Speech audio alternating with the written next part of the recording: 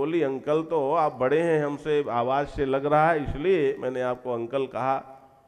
और मैंने कहा मैंने तुम्हें, बोले आपने बिटिया कहा, मुझे बहुत अच्छा लगा, आप बहुत प्यारे अंकल हो। अब उसे क्या पता कोई संत बोल रहे हैं। मैंने कहा तूने मुझे नहीं देखा और तुझे लगा मैं उम्र में ज्यादा हूं तो तूने मुझे अंकल कहा, मैंने तुझे नहीं देखा और मैंने तुझे बिटिया कहा, ऐसा क्यों? बोले ये तो हमारी कल्चर है। उस लड़की ने कहा ये तो हमारी कल्चर है। मैंने कहा ये तेरे अखबार में ये चित्र छपा है, इसको मैं अपनी बिटिया कहूं या तू इसे अपनी बहन कहेगी? वो चुप रह गई। मैं आपसे पूछता हूं, यह जो आजादी की मांग करती हैं वो इसको कहेंगी ये आजादी भी चाहिए? बोलो ये कैसी आजादी है? वो चुप रह गई। मैंने कहा इसे मैं बिटिया कहूं क्या? हमारी संस्कृत तो है कि कोई भी लड़की हमसे छोटी हो उसे हम बिटिया कहें, लेकिन इसे भी बिटिया कह सकता हूं क्या? बोले नहीं, नहीं कह सकते। मैंने कहा इसी अखबार में फ्रंट पेज में जो ये न्यूज छपी है, ये न्यूज इस तरह के चित्रों से पैदा होती है, याद रखो। इस तरह के चित्र यदि न छपे तो इस तरह की न्यूजें भी लिखने का मौका मीडिया को नहीं मिलेगा। कम से कम 50% तक कमी आ सकती है, याद रखो बंधुओं माता। इसलिए मैंने इतना कह दिया क्योंकि इस पर काफी चर्चा हुई थी। अब आइए, रागत द्वेष युक्तस्तु विषयानिंद्रियश्चरन् आत्मोच्चैर्विधेय आत्मा प्रसादम अधिगच्छति। भगवान कहते हैं विधेय आत्मा। अब यहां भगवान ने एक शब्द दिया विधेय आत्मा। विधेय आत्मा का मतलब होता है अपनी आत्मा का संपादन, अपने अंतःकरण का संपादन। जरा ध्यान से सुनो, विधेय आत्मा। जैसे किसी चीज को तुम तैयार करते हो, बनाते हो, कोई दवा बार बार भावना देकर घोट कर तैयार करते हो, और कोई चीज जैसे आप बनाते हो, उसी तरह से विधेय आत्मा। विधेय आत्मा का मतलब कि आपने अपने अंतःकरण का संपादन किया है। कैसे? कि आपने अपनी बुद्धि से ये जाना है कि आपकी बुद्धि का प्रकाशक आपका आत्म चैतन्य है। ध्यान देना, आपकी बुद्धि का प्रकाशक आपका आत्म चैतन्य है, ये आपने बुद्धि से जाना है। और यह जान करके बुद्धि उस आत्म चैतन्य से एकात्म हो गई है। अब वो अपने को अलग न मानकर आत्म चैतन्य ही मानती है। ध्यान देना।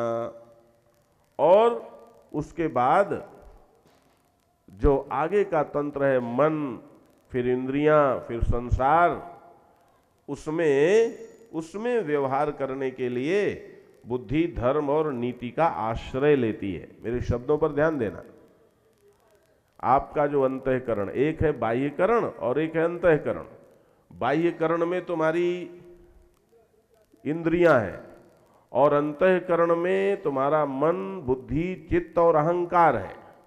ध्यान देना, मन, बुद्धि, चित्त और अहंकार। तो ये जो इनमें से बुद्धि है वो सर्वोपरि है।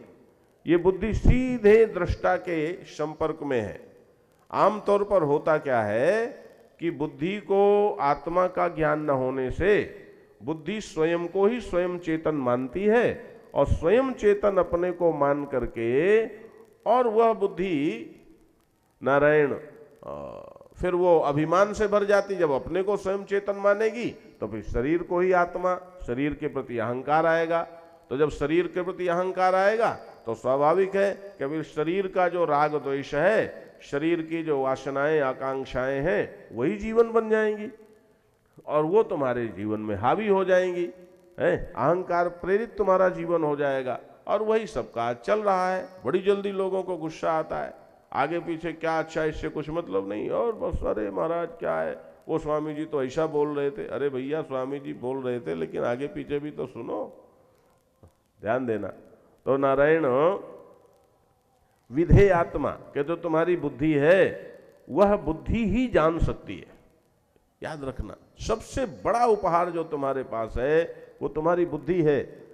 बुद्धि के अलावा आत्मा को जानने की सामर्थ्य और किसी में नहीं है। और बुद्धि यदि आत्मा को न जाने तो समझ लेना कि उसके होने का कोई मतलब भी नहीं रहा। तो जब बुद्धि अपनी आत्मा को जान ले और अपनी आत्मा को जानकर उसमें जागी हुई होकर धर्म और नीति के अनुसार फिर संसार में तुम्हें जिलावे, तुम्हें रखे और रहे, तो ऐसे अंतःकरण वाला व्यक्ति विधेयात्मा कहलाता है। ध्यान देना, विधेयात्मा। विधेयात्मा माने आत्मा का, अंतःकरण का संपादन, अंतःकरण को जगा लेना, अंतःकरण को सिद्ध कर लेना। ये कैसे सिद्ध कर लेना कि अंतःकरण को यह निरंतर बोध बना रहे कि वास्तव में वह स्वयं में कोई अस्तित्व नहीं रखता है, उसका प्रकाशक तो साक्षी चेतन आत्मा है, यह उसे बोध रहे। जैसे मैं आपसे पूछता हूं, आपके संसार में हर जगह पूर्वापर है, कोई आपके पीछे है, कोई आपके आगे है। तो जो आपके पीछे है, आपके पीछे जो कोई संकेत कर रहा है, जो मार्गदर्शन दे रहा है, आज्ञा कर रहा है, मान लो एक पुलिस वाला है, तो पुलिस वाले के पीछे एक बड़ा पुलिस वाला है, फिर उससे छोटा है, फिर उससे छोटा है, फिर उससे छोटा है, ये क्रम है। तो हर व्यक्ति जो बीच में है, यदि वो अपने पीछे वाले और आगे वाले दोनों से के प्रति से जुड़ा हुआ और अपने कर्तव्य